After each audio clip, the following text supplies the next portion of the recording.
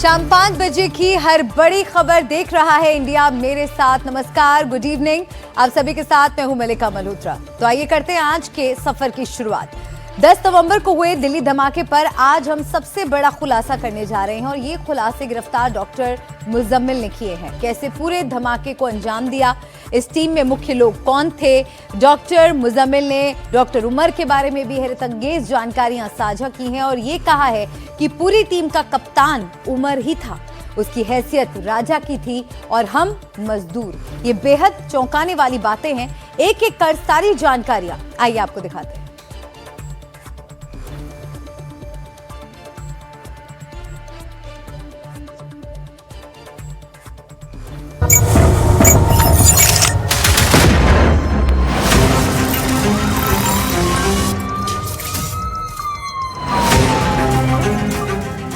दिल्ली धमाका, सबसे बड़ा खुलासा।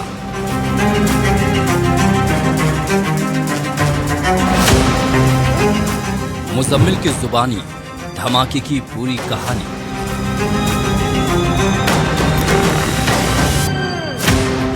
आतंक की टीम, कौन मजदूर कौन अमीर।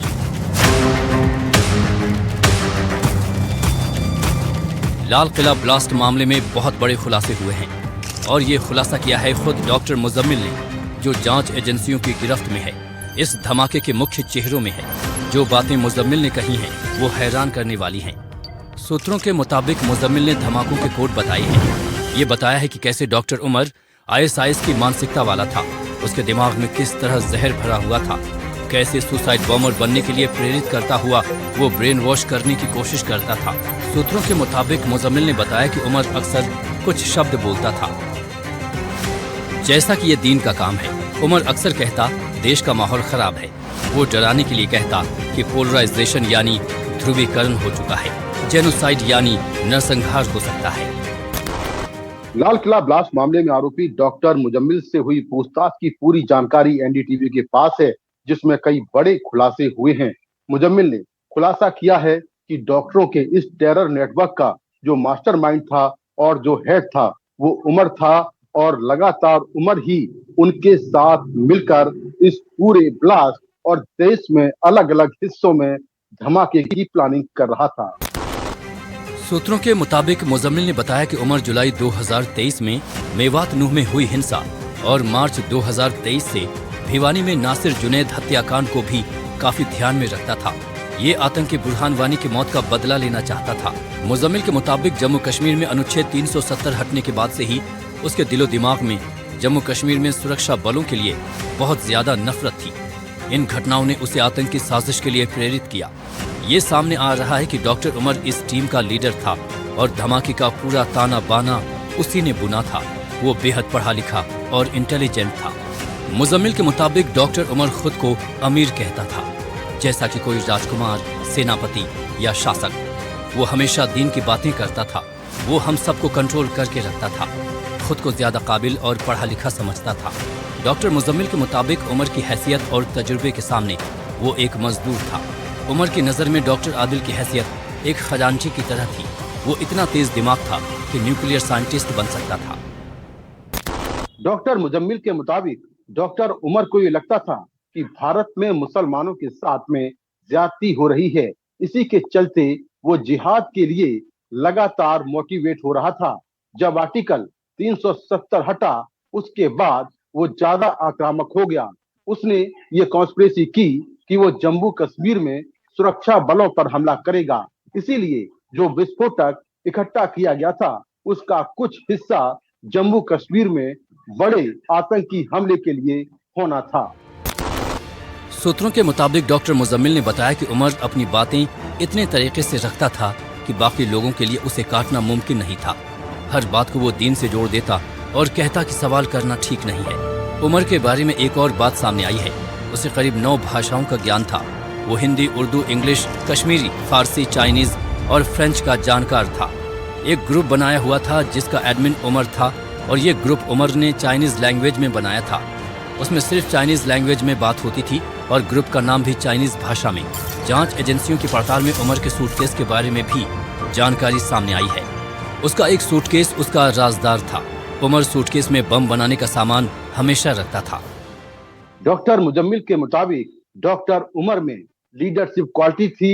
वो एक न्यूक्लियर साइंटिस्ट बनने की क्षमता रखता था। उसको 9 भाषाओं का ज्ञान था, जिसमें चाइनीज लैंग्वेज भी थी, जो उसने महज 6 महीने के अंदर सीखी थी। उसने व्हाट्सएप पर एक ग्रुप बनाया हुआ था, जिसमें वो उनसे चाइनीज भाषा में ही बात करता था। जांच एजेंसियों और गिरफ्तार आतंकियों की पूछताछ में जो सामने आ रहा है, उसके मुताबिक उमर इन लोगों का हेड था। 5 मुख्य लोग थे, जिनमें उमर, मुजम्मिल, अदील, शाहीन, मुफ्ती इरफान थे। इन 5 लोगों ने मिलकर ही एक बड़ी साजिश का ताना बाना बुना। ये साफ हो चुका है कि 10 नवंबर की शाम को दिल्ली के लाल किले के बाहर जो धमाका हुआ, वो एक सोची समझी साजिश थी। पूरी प्लानिंग की गई और इस प्लानिंग में कुछ दिन या हफ्ते नहीं, बल्कि 2 से 3 साल लगे।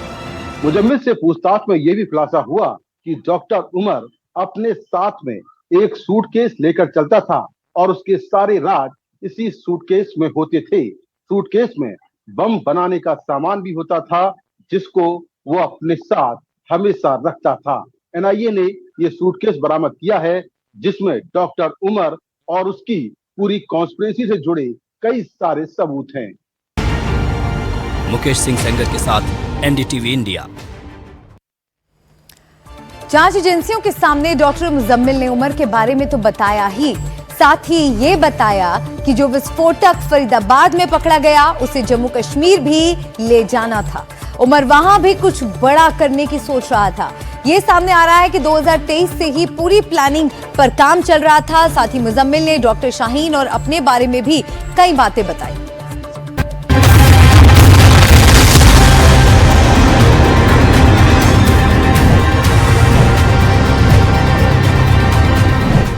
मुजम्मिल ने उगले आत्मघाती उमर के राज।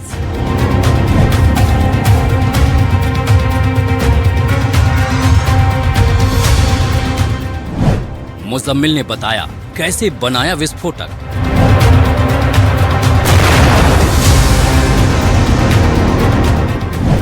मुजम्मिल ने बताया फरीदाबाद टू कश्मीर प्लान। जांच एजेंसियां गिरफ्तार आतंकी डॉक्टर मुजम्मिल, डॉक्टर शाहीन और दूसरे आरोपियों से लगातार पूछताछ कर रही है। फरीदाबाद के एक कमरे से जब विस्फोटक मिला, उसके बाद एक जो घटनाक्रम हुए, दिल्ली में धमाका हुआ, इसके बाद एक बड़े टेरर नेटवर्क का खुलासा हो रहा है। आमिर, किसके कहने पे आपने ये अटैक किया है? जो गिरफ्तार हुए हैं, उनसे पूछताछ में जो बातें सामने आ रही हैं, वो एक बड़ी आतंकी साजिश का खुलासा कर रही हैं। सूत्रों के मुताबिक मुजम्मिल ने बताया कि फरीदाबाद में जमा किया गया विस्फोटक उमर जम्मू कश्मीर ले जाना चाहता था। उमर जम्मू कश्मीर में भी कुछ बड़ा प्लान कर रहा था। जानकारी के मुताबिक सुरक्षा बलों पर इसका इस्तेमाल होना था। उमर हमारे साथी नूह मेवात से यूरिया लेकर आता, उससे विस्फोटक बनाने के लिए टेस्टिंग उमर खुद करता। अल-फलाह यूनिवर्सिटी के अपने कमरा नंबर 4 में उमर टेस्टिंग करता। इसके साथ ही ये भी सामने आ रहा है कि लाल किला धमाका आईईडी से किया गया, लेकिन आईईडी पूरी तरह तैयार नहीं था। एसीटोन यानी नेल पॉलिशर रिमूवर का भी इस्तेमाल विस्फोटक बनाने में किया गया था। पीसी हुई चीनी का भी इस्तेमाल हुआ था। 2023 में मुजम्मिल, उमर और अदील ने लाल रंग की इको स्पोर्ट्स कार से नूह और मेवात से फर्टिलाइजर खरीदकर इकट्ठा करना शुरू किया। डॉक्टर होने की वजह से यूनिवर्सिटी में उनकी गाड़ी चेक नहीं होती थी। डॉक्टर मुजम्मिल ने यह भी कहा कि जो विस्फोटक इकट्ठा किया गया, उस विस्फोटक को लाने में डॉक्टर उमर उसके साथ हमेशा लाल रंग की इको स्पोर्ट कार में सवार होकर नूह गया और वहां से लौटने के बाद वो अल-फलाह यूनिवर्सिटी से केमिकल चोरी करता था। पिसी हुई चीनी और जो नेल पॉलिश रिमूवर होता है, उसको मिलाकर ये लोग विस्फोटक तैयार करते थे। इस टेरर ग्रुप का खुलासा तब होना शुरू हुआ जब अक्टूबर में जम्मू कश्मीर पुलिस ने डॉक्टर अदील समेत 3 लोगों को पकड़ा था। 2 पोस्टर लगाने वाले लोग थे और एक प्रिंटिंग प्रेस वाला था जहां पोस्टर छपे थे। जब उनसे जम्मू कश्मीर पुलिस की पूछताछ हुई तो उन्होंने नाम बताया मुफ्ती इरफान का, जिसके इशारे पर ये पोस्टर जम्मू कश्मीर में लगाए गए थे। 18 अक्टूबर को पुलिस मुफ्ती को पकड़ लेती है। इसके बाद ही इस साजिश का पर्दाफाश होना शुरू हुआ। मुफ्ती के मोबाइल फोन में इन लोगों का एक ग्रुप बना हुआ था। जिसके बाद फरीदाबाद से गिरफ्तारियां शुरू होती हैं। सूत्रों के मुताबिक मुजम्मिल ने जो खुलासे किए हैं उनके मुताबिक विस्फोटक पूरी तरह से साल 2025 में तैयार कर लिया था। उमर के फ्लैट में एक डीप फ्रीजर था। केमिकल का तापमान कंट्रोल करने के लिए उमर और अदील पहले से एक दूसरे को जानते थे। अदील उमर का जूनियर था। मौलवी इरफान से मुजम्मिल की मुलाकात कश्मीर में एक बुजुर्ग महिला के इलाज के दौरान हुई। इरफान आतंकी संगठन अंसार गज़वतुल हिंद के एक आतंकी हाफिज तात्रे के साथ पहले जुड़ा हुआ था। 2021 में तात्रे एक एनकाउंटर में मारा गया था। मुजम्मिल ने साल 2021 में अंसार गज़वतुल हिंद आतंकी संगठन ज्वाइन किया। 2022 में ये संगठन निष्क्रिय हो गया। दिल्ली धमाके में शामिल आतंकी कब एक दूसरे से मिले, इसकी भी जानकारी सामने आ रही है। जानकारी के मुताबिक मुजम्मिल ने बताया कि वो डॉक्टर उमर, मौलवी इरफान और डॉक्टर अदील पहली बार फरवरी 2022 में श्रीनगर में मिले थे। 2022 में ही एक तुफैल नाम के शख्स से हमने AK-47 मंगवाई थी। 2022 में उमर से बात कर उसकी सोच और उसके नॉलेज ने हम सबको डॉक्टर उमर का फैन बना दिया था। उमर बाबरी मस्जिद की घटना से लेकर भारत और दूसरे मुल्कों में मुसलमानों पर हुए अत्याचार की बातें हमें सुनाता था। भारतीय सुरक्षा बलों की मदद नहीं करने को कहता, लोकतंत्र के खिलाफ भी बात करता। डॉक्टर मुजम्मिल की जो बातें सामने आ रही हैं वो हैरान करने वाली हैं। उतना ही हैरान करने वाला है डॉक्टर शाहीन सईद का किरदार। मुजम्मिल और डॉक्टर शाहीन दोस्त बताए जा रहे थे, लेकिन अब जो जानकारी सामने आ रही है वो और भी चौंकाने वाली है। शाहीन और मुजम्मिल दोनों अल फलाह यूनिवर्सिटी में मिले। सूत्रों के मुताबिक मुजम्मिल और शाहीन ने 2023 में शादी कर ली थी। मुजम्मिल से उम्र में बड़ी है शाहीन और उसकी सैलरी भी काफी ज्यादा थी। शाहीन का पहला पति मुंबई में रहता था। शाहीन का दूसरा पति गाजियाबाद में रहता था। वो सऊदी अरब में भी रहकर आ चुकी है। शाहीन ने आतंक के मॉड्यूल के लिए अपने बैंक खाते से करीब 25 लाख रुपए दिए थे। NIA की पूछताछ में डॉक्टर मुजम्मिल ने एक और बड़ी जानकारी दी। उसने कहा कि वो डॉक्टर शाहीना से प्यार करता था और 2023 में लीगल तौर पर उसने डॉक्टर शाहीना से शादी कर ली थी, लेकिन इसके पहले ही शाहीना की 2 शादियां हो चुकी थी और वो शाहीना का तीसरा शौहर था। ये पहले भी सामने आ चुका है कि तुर्की अफगानिस्तान तक में इनके हैंडलर्स थे। मुजम्मिल और उमर तुर्की गए थे। वहाँ उन्होंने काफी ट्रेनिंग ली। कुछ हैंडलर से मिले जिनके नाम इन्हें भी नहीं पता। एक हैंडलर का कोड नेम उकासा था।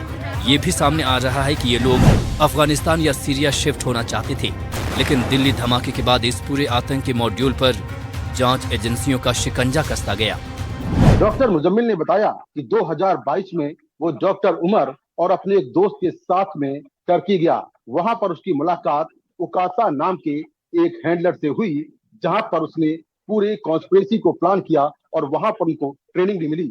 इसके बाद उनको सीरिया और अफगानिस्तान जाना था, लेकिन किन्हीं कारणों से वो वहां पर नहीं जा पाए।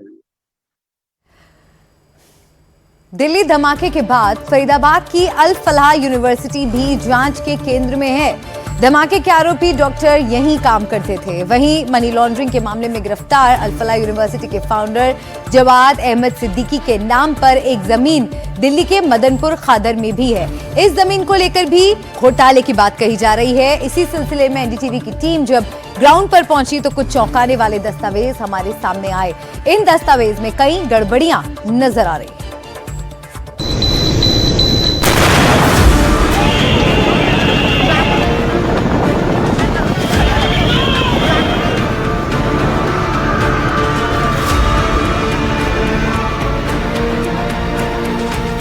नकली हस्ताक्षर,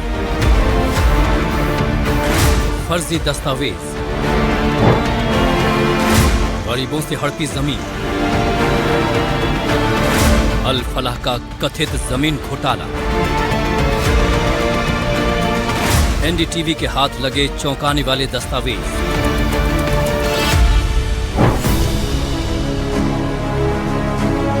अल फलाह यूनिवर्सिटी के फाउंडर जवाद अहमद सिद्दीकी को मनी लॉन्ड्रिंग के मामले में पिछले हफ्ते गिरफ्तार किया गया था। फाइनेंसिंग को लेकर भी जांच की जा रही है। अल फलाह यूनिवर्सिटी, जिसे आतंकवाद का अड्डा कहा जा रहा है, ये यूनिवर्सिटी अब कई और मामलों को लेकर सवालों के घेरे में है, जिनमें फाइनेंशियल फ्रॉड जैसे मामले भी हैं। इसमें दिल्ली के मदनपुर खादर के पास जमीन से जुड़ा एक कथित घोटाला भी है, जिसे लेकर जांच की जा रही है। मदनपुर खादर के पास जमीन से जुड़े इस कथित घोटाले को लेकर एनडीटीवी के हाथ कुछ चौंकाने वाले दस्तावेज लगे हैं, जिनसे ये साफ होता है कि किस तरह से अल फलाह यूनिवर्सिटी संस्थापक जवाद अहमद सिद्दीकी कई तरह के फ्रॉड में शामिल था।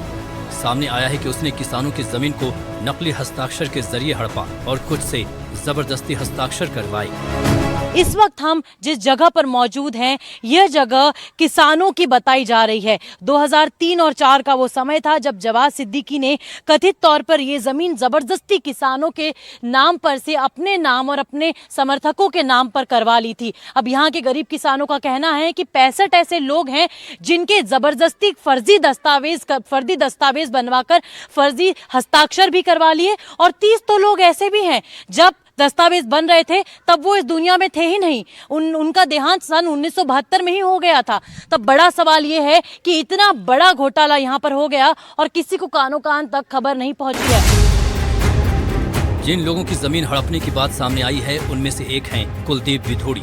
उन्होंने बताया कि इस विवाद से पीछे हटने के लिए उन पर दबाव बनाया गया, उन्हें धमकियां दी गईं। उन्होंने कुछ दस्तावेज भी दिखाए कि कैसे दशकों पहले मर चुके लोगों के जाली हस्ताक्षरों का इस्तेमाल करके ये जमीन तरबिया एजुकेशन फाउंडेशन के नाम की गई। इन्होंने 65 लोगों की एक नकली जीपे बनाई, नकली जीपे बना करके और इसकी रजिस्ट्री करा दी। 65 लोगों में से 30 लोग तो ऐसे हैं जो 2004 की जो जीपे बनाई है उससे ही पहले मर चुके हैं। इन जीपे के आधार पर इन्होंने जो है रजिस्ट्री कराई है, और ये रजिस्ट्री जो कराई है, ये रजिस्ट्री 2000 इन्होंने 2014 में कराई है विनोद कुमार जी ने। ये जावेद अहमद सिद्दीकी जी हैं। हाँ जी। इनके नाम इन्होंने रजिस्ट्री करा दी है। तो इन्होंने मेरे को लहजी भरे में कहा जी ऐसा है, आपको अपना शेयर बेचना है तो बेचिए, नहीं तो आप यहाँ से जाइए। तो मुझे इन पर शक हुआ कि कुछ ना कुछ यहाँ गलत हो रहा है। मैंने फिर इन्वेस्टिगेशन अपने लेवल पे की, सारा रिकॉर्ड चेक सामने आया। हमारे दादाजी लगते थे नत्थू सिंह, उनकी 1972 में डेथ हो चुकी, ये उनका डेथ सर्टिफिकेट है। ये 2004 में जीपीए पे साइन करने के लिए आते हैं फिर 2014 में इसकी रजिस्ट्री हो जाती है। तो आप जब इनको बताते हैं, ये सारी बातें करते हैं, तो क्या हुआ आपके? नहीं, मेरे साथ बात करने के लिए तैयार नहीं, मेरे को तो धमकी से बात करते हैं, पैसे ले लेने जो तुम पर करा जाए कर लीजिए। आपको धमकियां? हाँ बिल्कुल, शुरू से धमकियां मिल रही थी। मैंने कंप्लेंट भी इन्हों की धमकियां मिलती थी, या तो हमारे खिलाफ कार्रवाई करना बंद कर देने, हम पे सारे तरीके आते हैं करने। मेरे घर तक पहुंचे हुए लोग हैं ये मेरे परदादा के डेथ सर्टिफिकेट है जो 1972 में एक्सपायर हो गए थे। उसके बाद इन्होंने 2004 में जीपे बनाकर 2013 में इन्होंने रजिस्ट्री करा ली गई है। अब मुझे पता चला है कि ये सब कुछ, जो कि 2000 में हमारे रेवेन्यू में हमारी ज़मीन हमारे नाम हो चुकी है, और 1972 में फिर भी हमारे परदादा के उनके नाम से झूठे जाली दस्तावेज बनाकर ज़मीन कब्जा ली गई है, जिसे हमें अब मालूम पड़ी। अब हम शिकायत कर तक बन रहे हैं। नाथू सिंह का निधन 1972 में हो चुका है। अब सोचिए, जो 1972 में ही इस दुनिया से चले गए, वो 2004 में हस्ताक्षर करने कैसे आ सकता है। लेकिन इन कागजों पर नाथू सिंह के नाम पर फर्जी जनरल पावर ऑफ अटॉर्नी बनवाई गई। ऐसे ही कई लोग हैं जिनके नाम पर फर्जी हस्ताक्षर करवाकर जमीन हड़प ली गई। हमारे 5 भाइयों के नकली सिग्नेचर है इसमें, हमें 16-17 में पता चला था। फिर हमने इनके खिलाफ कोर्ट में गए थे और 2021 में हमने इनके खिलाफ FIR कराई थी। जब से अब तक हम कोर्ट के और थाने के चक्कर काट रहे हैं, मगर हमारा अभी तक कोई सलूशन नहीं। इसमें भगत सिंह, प्रेम सिंह, समय सिंह, जगत सिंह, भरत सिंह, ये तो रहा भगत सिंह। एक भाई का नाम लिखा हुआ है इन्होंने देवा सिंह, मगर वो उनका नाम है प्रेम सिंह। नाम भी गलत? हाँ, नाम ही गलत है। दिल्ली के मदनपुर खादर में मौजूद किसानों से हड़पी गई ये जमीन तरबिया एजुकेशन फाउंडेशन के नाम है। जवाद अहमद सिद्दीकी तरबिया फाउंडेशन के डायरेक्टर हैं। इस जमीन पर फिलहाल अल फलाह यूनिवर्सिटी की बसें खड़ी हुई हैं। अल फलाह की ये बसें यहाँ पर मौजूद हैं। आप देख सकते हैं मेरी दाई और बाई और अल फलाह यूनिवर्सिटी की बसेस मौजूद हैं। अरुण नेगी आपको तस्वीरें दिखा रहे हैं कि किस तरह से यहाँ पर 2 से 3 बसें लगातार मौजूद हैं। दिल्ली के मदनपुर खादर के पास इस जमीन पर एक गेट है जिस पर बड़ा तरबिया फाउंडेशन लिखा हुआ था, लेकिन दिल्ली धमाकों के कुछ दिन बाद ही इस गेट पर काला पेंट कर दिया गया। अल फलाह फाउंडेशन के मुताबिक सब कुछ साफ था, तो फिर जिस दिन दिल्ली में बम धमाका हुआ उसके 2 से 3 दिन बाद वो क्या जरूरत पड़ी कि उन्होंने इस पूरे दरवाजे पर काला पेंट कर दिया। यहाँ पर आप देख सकते हैं कि तरबिया फाउंडेशन लिखा हुआ है अंग्रेजी में कि this land belongs to Tarbiya foundation. और यदि सारी चीजें क्रिस्टल क्लियर थी, यदि सभी चीजें पारदर्शी थी, तो फिर इस पर काला रंग पोतने की जरूरत क्यों पड़ी? सवाल कई हैं, शक के घेरे में आने की वजहें भी कई हैं। जैसे कि जो लोग 2004 से पहले मर चुके थे उनके हस्ताक्षर 2004 में कैसे हुए। इस जमीन पर मौजूद तरबिया फाउंडेशन के गेट पर लिखा हुआ तरबिया फाउंडेशन क्यों मिटाया गया। अगर सब कुछ साफ है तो इतनी गड़बड़ियां कैसे हो सकती हैं। एनडीटीवी जब ग्राउंड पर पहुंचा तो वहां मौजूद लोगों से बात करके कुछ चौंकाने वाले खुलासे सामने आए जो इन सभी सवालों को गहरा रहे हैं। सारी चीजें अभी इन्वेस्टिगेशन जांच के दायरे में है और जैसे जैसे जांच की परतें सामने खुलती जाएंगी वैसे वैसे अन्य भी कई और नए खुलासे होते जाएंगे। वीडियो जर्नलिस्ट अरुण नेगी के साथ एनडीटीवी इंडिया के लिए दिल्ली से तेजश्री पुरंदरे। और अब खबर मध्य प्रदेश के ग्वालियर से, जहां दिन दहाड़े भरे बाजार में बदमाशों ने अंधाधुंध फायरिंग की। 4 नकाबपोश बदमाश बाइक पर आए और बाजार में मौजूद दुकानों पर ताबड़तोड़ गोलियां बरसाईं। इस घटना में आगरा से आया एक शख्स घायल हो गया। फायरिंग के पीछे बदमाश कपिल की गैंग का हाथ बताया जा रहा है, जिसे हाल ही में पुलिस ने गिरफ्तार किया था।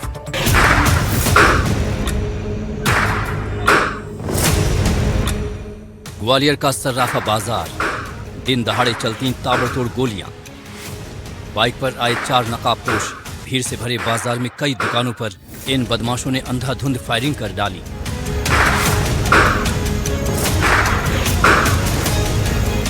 बदमाशों ने ज्वेलरी शोरूम के साथ आसपास की दुकानों पर गोलियां बरसाई और बाइक पर फरार हो गए। इस बीच कुछ लोगों ने फायरिंग की लाइव तस्वीरें अपने मोबाइल में कैद कर ली। सबसे पहले मेरे यहाँ चलाई और उसके बाद सामने चलाई, इसके कारण उनका बहुत, मेरा भी नुकसान कांच का हुआ। मोटरसाइकिल से आए, मेरे यहाँ नहीं लगी, मेरे कांच का नुकसान हुआ। साड़ी जल गई। अब यहाँ का आया, कितने ग्राउंड फायर हुए होंगे? कम से कम 25-30 ग्राउंड से कम नहीं होंगे। और सब बेल्टों में वो बांधे हुए, सब बेल्टों में। कट्टे थे या माउजरे थी, क्या थी? तो कट्टे ही थे। इस पूरी घटना का सीसीटीवी फुटेज भी सामने आया है।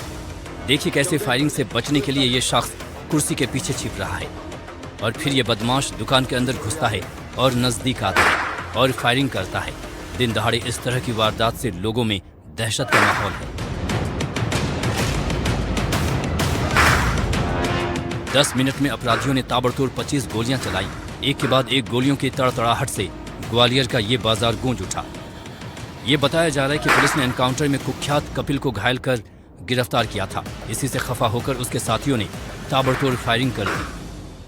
व्यापारियों में आक्रोश स्वाभाविक है। घटना बड़ी घटना हुई है, पब्लिक प्लेस पे फायरिंग की घटना एक असामान्य घटना है। तो व्यापारियों के आक्रोश में समझता हूँ, लोग बात करेंगे। तो जिन लोगों ने ये घटना की उनके साथ सच्चा रहेगा। जब ये घटना हुई उस दौरान गुड्डू नाम का हलवाई आगरा से शादी का ऑर्डर लेने आया हुआ था। बदमाशों ने फायरिंग की तो एक गोली उसके पैर में भी लगी। उसे बाद में इलाज के लिए अस्पताल में भर्ती कराया गया। घटना की जानकारी मिलते ही पुलिस भी मौके पर पहुंची, लेकिन तब तक बदमाश फरार हो चुके थे। बीच बाजार शहर में इतनी बड़ी वारदात से पुलिस प्रबंधन भी हिला हुआ है। ऐसे में इस घटना के तार बदमाश कपिल यादव की गैंग से जुड़ रहे हैं।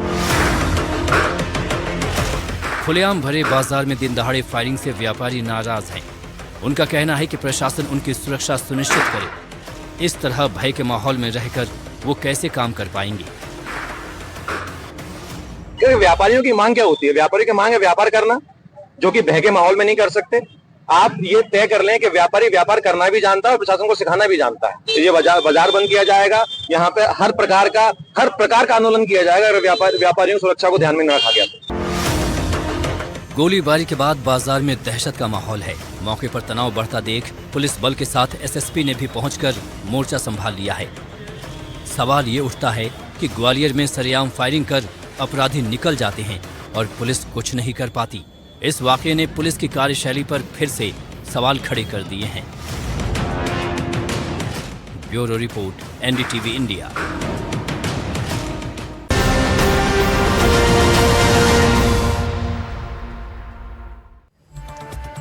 देख रहे हैं इंडिया में, एक बार फिर से आपका स्वागत है। ये खबरों के सफर में बढ़ेंगे आगे और इस वक्त की एक बड़ी खबर आपको बता दें।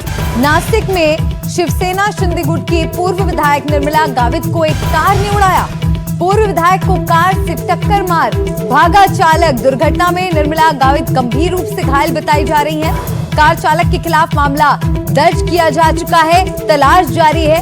अपने पोते को लेकर घर के बाहर टहल रही थी। घटना पर नासिक के अंबड़ पुलिस थाने में मामला दर्ज किया गया है। और देखिए ये सीसीटीवी में कैद तस्वीरें भी सामने आई हैं। पूर्व विधायक को एक कार से उड़ाया गया। प्रांजल कुलकर्णी मेरे सहयोगी जुड़ गए इस बड़ी खबर पर हमारे साथ। प्रांजल, क्या जानकारी इस खबर पर?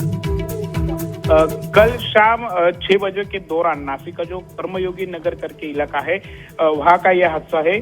शिवसेना शिंदे गुट की पूर्व विधायक है निर्मला गावित, ये अपने पोते के साथ और जो मेड है उसके साथ घर के बाहर वो घूम रही थी, पोते के साथ खेल रही थी। उसी वक्त पीछे से एक कार आई, उसने जोरदार टक्कर उनको दी। इस हादसे में अगर अब देखा जाए तो घायल ये जो है वो गंभीर रूप से हो गई है। उनका इलाज जो है वो निजी हॉस्पिटल के आईसीयू में चल रहा है। लेकिन इस बारे में अगर देखा जाए तो नासिक के अंबड पुलिस थाने में मामला दर्ज हो चुका है और आरोपी की तलाश जो है वो जारी है। अगर देखा जाए तो अभी 24 घंटे बीत चुके हैं, लेकिन आरोपी जो है वो अभी तक पकड़ा नहीं गया है। इसलिए अभी पुलिस कैसे कार्रवाई करते आगे की इस पे ध्यान देना जरूरी रहेगा। बिल्कुल। और प्रांजल, कार चालक के बारे में कोई जानकारी मिल पाई है? क्योंकि इन तस्वीरों को देखकर लग रहा है कि ये डेलिबरेटली टक्कर मारी हो सकती है। इस पर पुलिस का क्या कहना है? अब तक की इन्वेस्टिगेशन में कुछ सामने आया? ये सीसीटीवी अगर देखा जाए तो सीसीटीवी सामने आया है, लेकिन पुलिस का कहना है कि सीसीटीवी में ये जो गाड़ी का नंबर है वो दिख नहीं रहा है और पूरी जांच जो है वो पुलिस कर रही है। इस इलाके में जितने भी सीसीटीवी है वो पुलिस कलेक्ट कर रही है। सब जांच जो है वो जारी है, लेकिन अभी तक जो है वो 24 घंटे अगर देखा जाए तो बीत चुके हैं, लेकिन आरोपी की तलाश जो है वो अभी तक ही जारी है। इसे अभी आगे देखना पड़ेगा कि ये आरोपी कौन है, इसने टक्कर क्यों मारे, ये हादसा क्या हुआ है, ये आगे का देखना जरूरी रहेगा। जी, शुक्रिया प्रांजल आपका इस पूरी जानकारी के लिए। तो ये तस्वीरें आपको हम दिखा रहे हैं शिवसेना शिंदे गुट की पूर्व एमएलए निर्मला गावित की ये तस्वीरें हैं, जो अपने पोते के साथ बाहर जब टहल रही थी तो उसी दौरान एक कार आती है और उन्हें इस तरह से टक्कर मारकर वहां से कार चालक भाग निकलता है। अब इस पूरे मामले में जांच जारी। बढ़ेंगे आगे अगली खबर की ओर। देश की राजधानी दिल्ली में एक बार फिर कुत्तों का आतंक देखने को मिला है। पिटबुल कुत्ते ने एक बच्चे पर बुरी तरह हमला कर दिया। पिटबुल वो कुत्ता है जो भारत में प्रतिबंधित कुत्तों की लिस्ट में शामिल है। फिर भी ये विदेशी नस्ल का कुत्ता एक घर में पाला जा रहा था।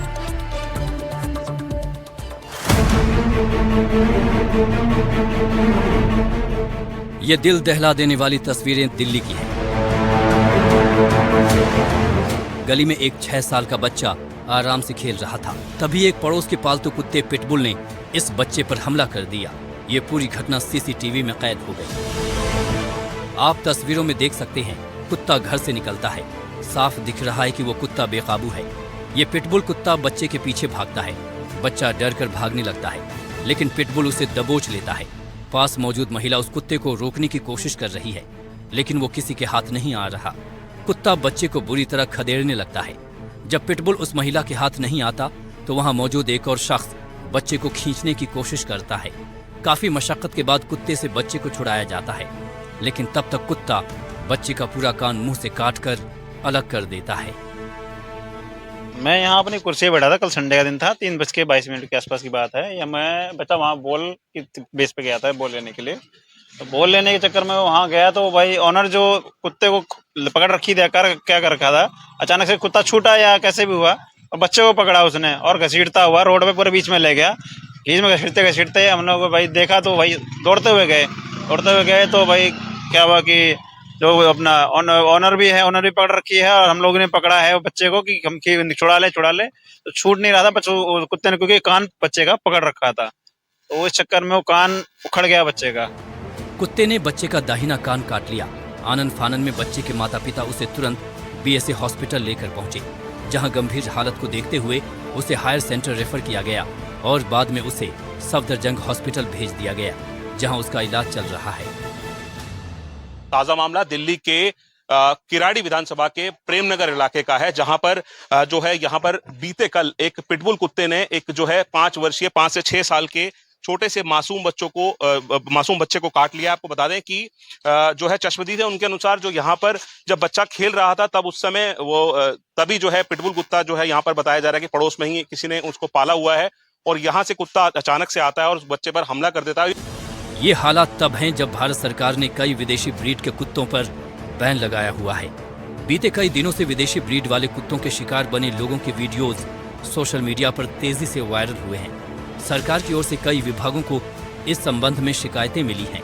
कई गंभीर मामले सामने आने के बाद 24 विदेशी ब्रीड के कुत्ते बैन हैं। भारत सरकार इन कुत्तों पर बैन लगा चुकी है। इन कुत्तों की कीमत 20,000 से 1.5 लाख की है। फिर भी दिल्ली में पिटबुल कुत्ते पाले जा रहे हैं। फिलहाल पुलिस ने पीड़ित और उनके पिता का बयान दर्ज कर पिटबुल मालिक को गिरफ्तार कर उसके खिलाफ केस दर्ज कर लिया है।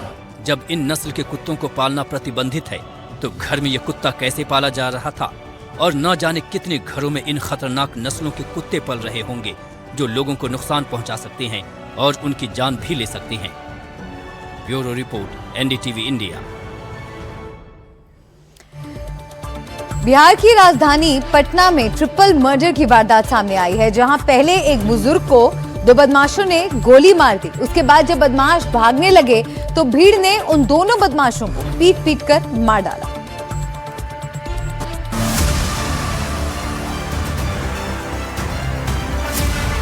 बिहार की राजधानी पटना के गोपालपुर की घटना, यहां 3 लोगों की हत्या से सनसनी फैल गई है।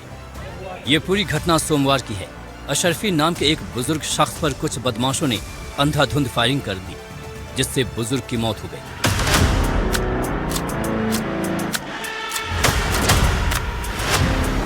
जब बदमाश इस वारदात को अंजाम देकर भाग रहे थे, तभी आसपास के लोगों ने उन बदमाशों को घेर लिया और दोनों को इतना पीटा कि उनकी मौत हो गई। गांव है डोमनाचक, जो गोपालपुर अंतर्गत पड़ता है। वहाँ पे शाम के करीब 4:30 से 5 के बीच में एक व्यक्ति जिनका नाम अशरफी राय बताया जा रहा है और उम्र करीब 75 से 80 वर्ष, वो अपने घर के बाहर बैठे थे। इतने में 2 अपराधकर्मी आते हैं और उन्हें गोली मारते हुए वहाँ से निकलते हैं। क्या मामला पूरा कुछ जानकारी हो रहा है सर? क्यों गोली मारा, किसको मारा, क्या गोली मारते हुए वहाँ से निकलते हैं। इसी बीच में सूचना प्राप्त होती है कि आसपास के जो भी व्यक्ति है उनके द्वारा उक्त अपराध कर्मियों को घेरा गया और उनकी पिटाई की गई और इस पिटाई के कारण उन दोनों की भी मृत्यु हो गई है। जब पुलिस मौके पर पहुंची तो वहां के हालात काफी खराब थे। भीड़ काबू में नहीं आ रही थी। किसी तरह पुलिस ने स्थिति को संभाला और लोगों को शांत कराया। ये पूरा मामला किसी जमीनी विवाद से जुड़ा बताया जा रहा है।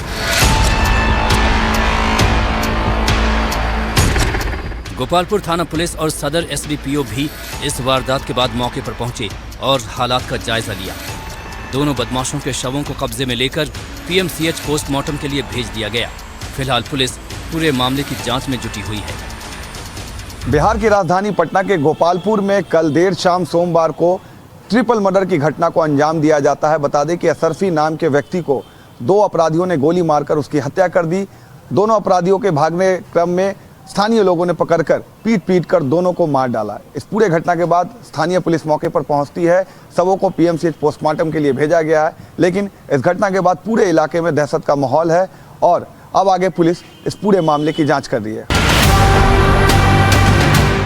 बताया जा रहा है कि बदमाशों ने अशरफी नाम के बुजुर्ग पर दर्जनों गोलियां चलाई थी। अशरफी प्रॉपर्टी डीलिंग का काम करते थे।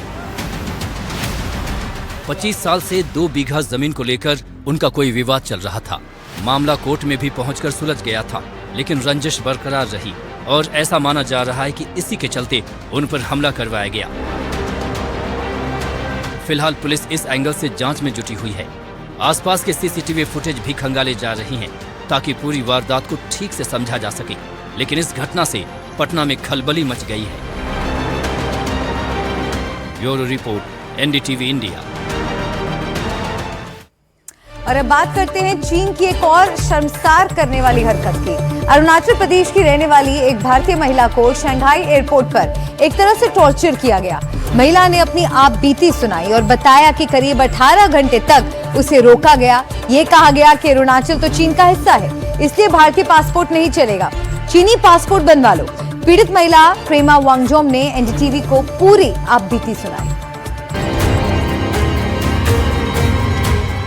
भारतीय सीमा पर चीन की चालबाजी और हरकतें आए दिन सामने आती रहती हैं। कभी वो जबरदस्ती उलझने की कोशिश करता है। डोकलाम में जो हुआ था वो पूरी दुनिया ने देखा। ये बात भी सामने आती रही है कि चीन अपने पड़ोसी देशों की जमीन हथियाने की कोशिश में लगा रहता है। वो अक्सर अरुणाचल प्रदेश को अपना हिस्सा बताता रहा है। चीन की हरकतें अब इस स्तर पर आ गई हैं कि वो अपने यहाँ एयरपोर्ट पर भारतीय नागरिकों को परेशान करने लगा है। चीन की ऐसी ही एक हरकत का शिकार हुई प्रेमा वांगजोम थोंगडोक, जो अरुणाचल प्रदेश की रहने वाली हैं। वो लंदन से जापान जा रही थी, लेकिन चीन के शंघाई पुडोंग एयरपोर्ट पर उनका उत्पीड़न किया गया। प्रेमा के मुताबिक उन्हें करीब 18 घंटे तक रोका गया। उनके भारतीय पासपोर्ट को अमान्य बता चीनी अधिकारियों ने अरुणाचल प्रदेश को चीन का हिस्सा बताया। प्रेमा ने एनडीटीवी से खास बातचीत में अपनी आप बीती सुनाई। प्रेमा के मुताबिक शंघाई एयरपोर्ट पर चीनी अधिकारियों ने कहा कि अरुणाचल भारत का हिस्सा नहीं है। ये कहा कि वो चीनी है और उसे चीनी पासपोर्ट के लिए आवेदन करना चाहिए। प्रेमा ने कहा कि उसका मजाक उड़ाया गया। प्रेमा एक भारतीय नागरिक है जो करीब 14 साल से ज्यादा समय से यूके में रह रही है और शंघाई में एक ट्रांजिट के जरिए लंदन से जापान जा रही थी। घटना 21 नवंबर की है। प्रेमा ने अपनी आप बीती सोशल मीडिया पर पोस्ट की। इसके बाद ये सामने आया कि शंघाई जैसे बड़े एयरपोर्ट पर इस तरह की हरकत हुई। Bureau report, NDTV India.